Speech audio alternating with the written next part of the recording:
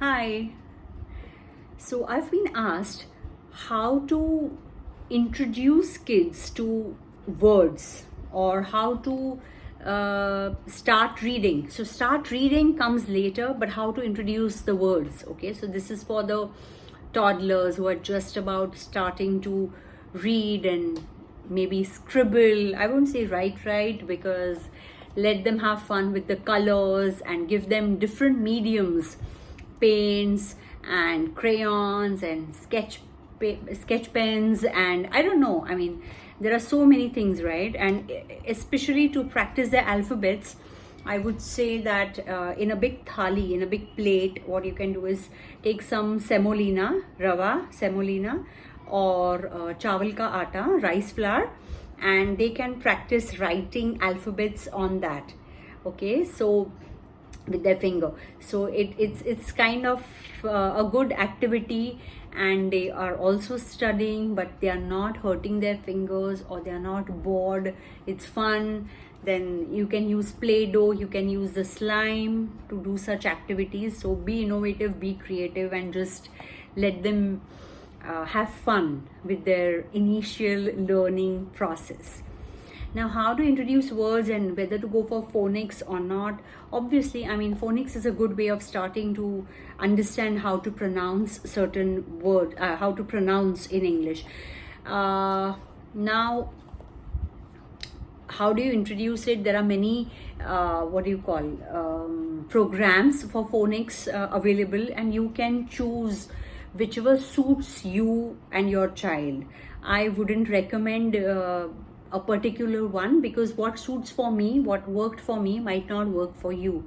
So I personally strongly feel that you must go on the internet and explore and find out what suits you, what you like, what your child like, what suits your child's needs, and then pick and choose accordingly. Coming back to the next part of it, I have some simple techniques which I feel, for the spelling part.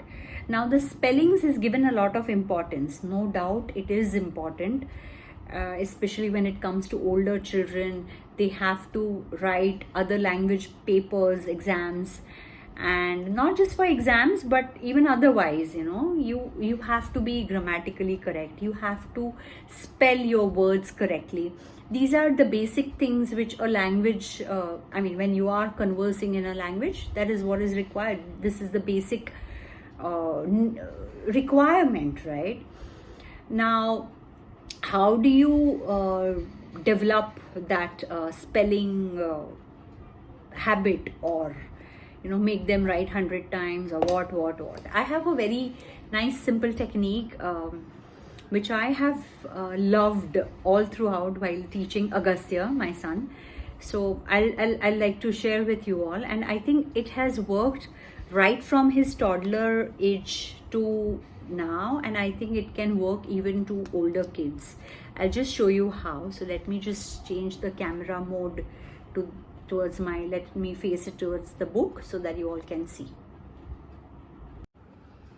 So what you do is you take a square line book, and one more tip here I would like to give is, I love these small squared line books.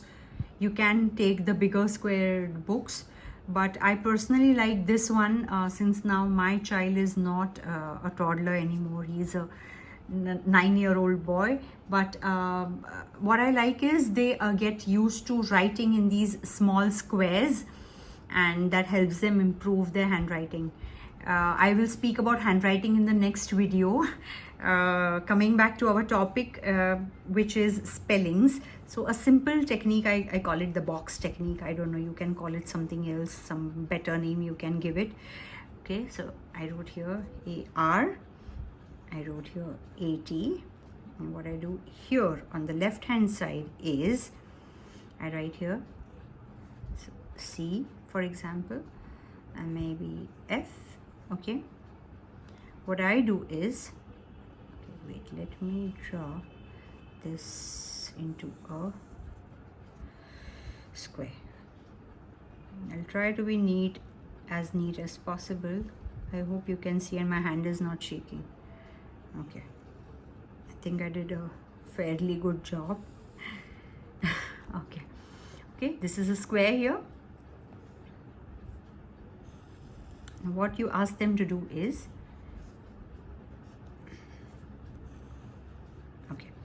what you ask them to do is, you have to take this and make a word.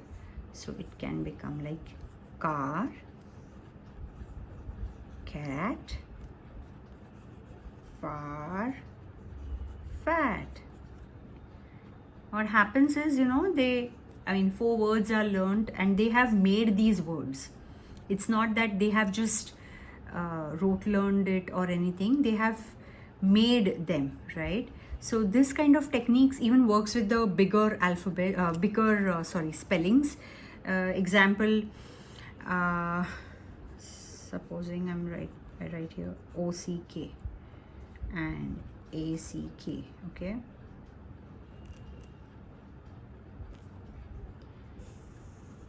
And then I write here, for example,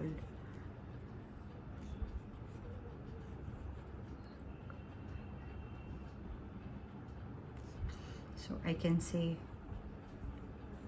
rock, rack,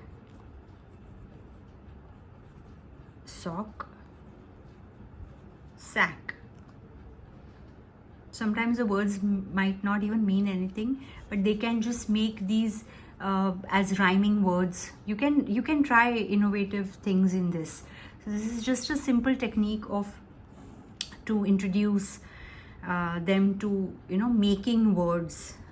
I think this is just very simple, like L, lock, lack, and you can increase the list.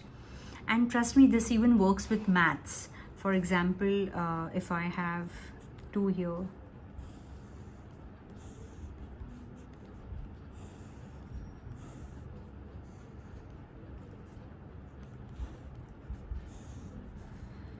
so,